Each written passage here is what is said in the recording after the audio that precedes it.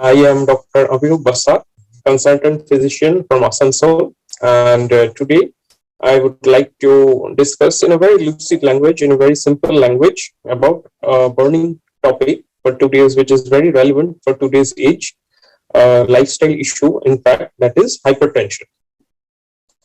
So, hypertension, what is actually hypertension? It is actually high blood pressure. And everyone knows that hypertension is high blood pressure. So, how do we prevent it? That's what I will deal with very lucidly today. Generally, everyone would like to have a healthy or normal blood pressure, but what exactly does it mean? What exactly is hypertension? Basically, each time when the heart beats, it pumps blood into the blood vessels, right? So this creates pressure against the walls of the blood vessel. This is called as blood pressure.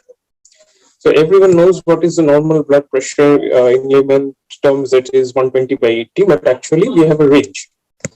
The systolic blood pressure, the range of systolic blood pressure is approximately 100 to 140, and diastolic is 70 to 90. That is the normal blood pressure.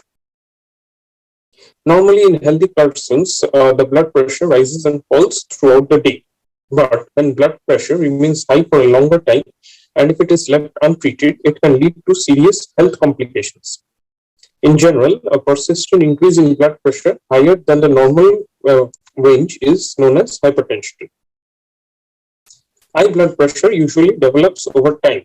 It can happen because of unhealthy lifestyle choices, for example, not having enough regular physical activity, obesity, smoking, high alcohol consumption, stress. All these lifestyle problems of today's age can lead to high blood pressure. That we see, and that is why we see so many young hypertensives in today's age.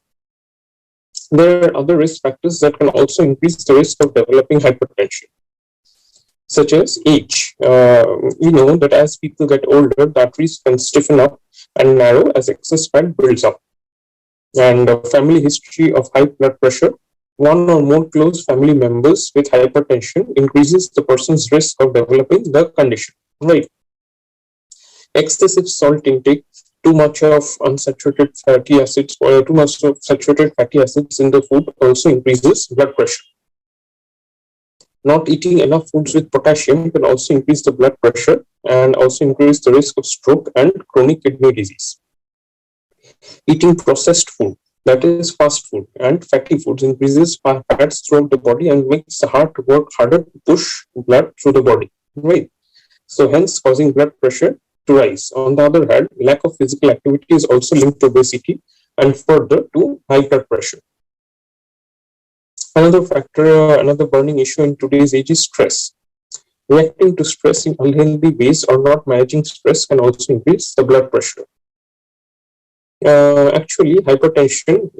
So how does one actually know that he or she has high blood pressure? The dangerous sign is that the dangerous thing is that hypertension does not have any obvious signs or symptoms. That is why it is often called as a silent killer. I mean, it might go undetected for a long period of time, but when actually a stroke or a heart attack happens, then we retrospectively we know that the person was suffering from high blood pressure, and that is and it was left untreated for a long time, and thus eventually it led to this condition. It puts hypertension puts people at risk for several diseases, from cardiovascular problems to kidney failure, stroke, and even eye damage, that is retinopathy, as well as blindness. Hence, early and accurate detection is very important in the management of hypertension. That is, this calls for screening. Like everyone, I think people above the age of 30 years, they should regularly get screened every 3 months or every 6 months for their blood pressure. Measuring the blood pressure is the only way to know whether the person has high blood pressure or not. Sometimes people actually come to us with symptoms of high blood pressure. So what do they complain about? They include morning headache or tiredness, vision changes, buzzing in the ears, fatigue, nausea, or vomiting. If anyone is experiencing any of these symptoms, then he or she should get his or her blood pressure checked, right? However, high blood pressure can be easily diagnosed. It is usually measured with an instrument called a sphygmomanometer. A blood pressure is recorded in two numbers, that is systolic and diastolic. So let's understand what do these numbers actually mean. The systolic indicates the pressure in the blood vessels when the heart contracts, whereas the lower number, that is the diastolic blood pressure, means the pressure in the blood vessel when the heart rests in between beats. If the blood pressure level is more than 140 by 90, then the person is deemed to have hypertension. If the person has BP levels higher than this, then he or she might be at a risk of developing serious heart disease, stroke, kidney disease, eye failure, etc. So, we all have learned what damage high blood pressure in the blood vessels can do to your body. So, how do we prevent it? First of all, comes the lifestyle interventions. We should always aim for a healthy lifestyle. We should regularly exercise. We should have a healthy diet of green vegetables, fruits, salads, more of them. We should eat more fibers. We should quit smoking. We should get our blood pressure checked every 3 months to 4 months. We should manage stress, and if we are actually dependent on medicines to control the blood pressure, we should take them regularly and at the appropriate time as prescribed by your physician. If the blood pressure is successfully controlled with lifestyle modifications, then it might avoid the need for medicines actually. It might delay or actually reduce the need for medicines. So let's have a look at these strategies one by one. Okay, how to effectively reduce, control, or prevent blood pressure from developing. The first is the importance of regular exercise or physical activity, right? Exercise can be a drug-free approach to lower high blood pressure. Regular physical activity makes a person's heart stronger. If one has a strong and healthy heart, it can pump more blood with less effort. So if heart has to work less to pump, the force on the blood vessels will decrease and lower the blood pressure. In the other case, we are all aware that age and weight gain are two major risk factors for high BP. So if the blood pressure is at a desired level, then if we start exercising from a young age, then exercise can help to prevent blood pressure from developing later on in life. Regular exercise also helps one to maintain a healthy weight, which in my opinion is an important way to control blood pressure. One should aim for at least 30 minutes of aerobic activity on at least 5 days a week. High BP level can be reduced by doing regular structured exercises such as brisk walking, jogging, swimming. That is simple aerobic activities for at least 30 minutes a day for 5 days a week. That should be our aim. Healthy diet. Now comes the importance. Let's discuss the ideal diet for controlling blood pressure. A diet with a high intake of vegetables, fruits, and whole grains is recommended for hypertensive patients. Even if one is not actually hypertensive, if we increase such food in our diet, then it will prevent the development of hypertension in the future. So having a proper diet is very essential. We should have a DASH approach, a DASH diet for controlling hypertension. Now, what's DASH? It is dietary approach to stop hypertension. And what does it comprise of? A DASH diet is rich in whole grains, fruits, vegetables, and low-fat dairy products and skims unsaturated fat and cholesterol. This can lower one's blood pressure by up to 11 millimeter of mercury if one is having high blood pressure. We should also eat less saturated fat and total fat. We should we should be having plenty of potassium in our diet, bananas, and green coconut water, right? And we should also limit the amount of sodium in the diet. Even a small reduction in the sodium in the diet can improve the heart health and reduce blood pressure by about 5 to 6 mm of mercury if one is having high blood pressure. To decrease sodium in our diet, we can consider having reading the food labels. That is, if possible, we should choose low sodium alternatives of the food and beverages that we normally take. We should eat fewer processed foods. Only a small amount of sodium occurs naturally in foods. Most sodium is added during processing. So we can eat natural products and take less of processed products.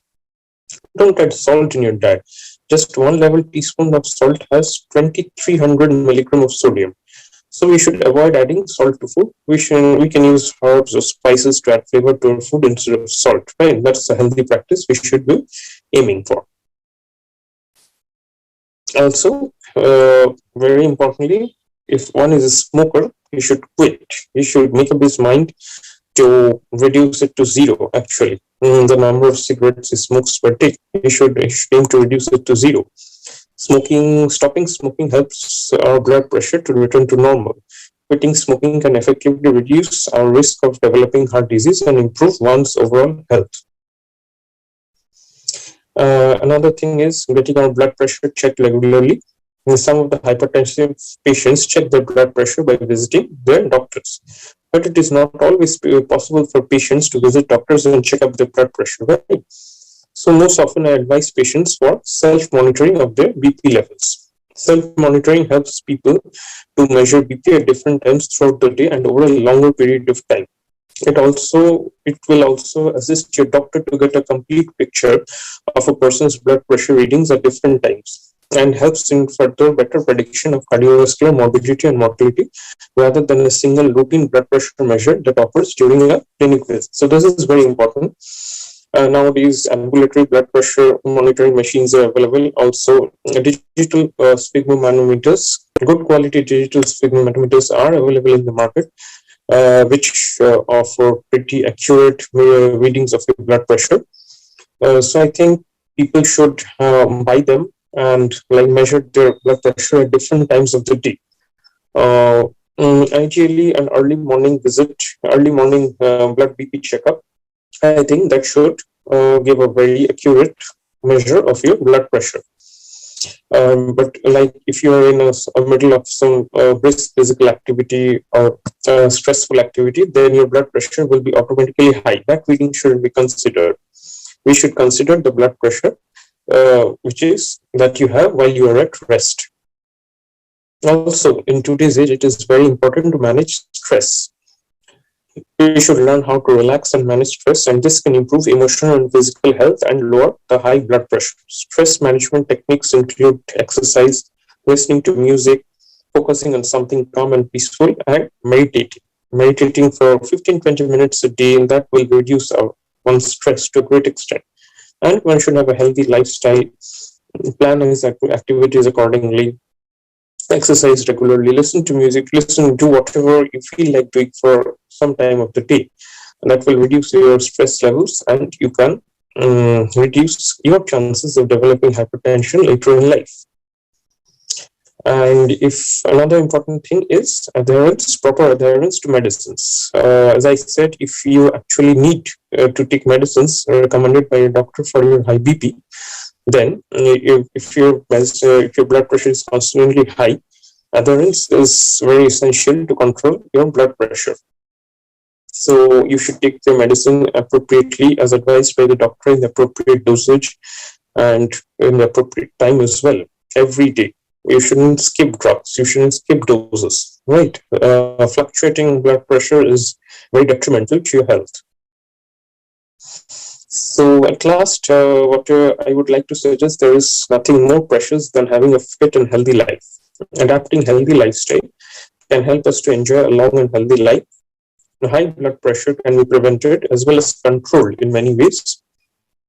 And keeping blood pressure in the normal range is very important in preventing cardiovascular complications from developing in the future. It is very much possible to maintain normal blood pressure levels with regular monitoring and preventive care measures that I discussed about. Okay, so I hope, and I pray that every one of you will have a healthy heart, will control your blood pressure by adapting a healthy diet, healthy lifestyle, exercising regularly, and I hope that we will have a healthier future. Thank you very much.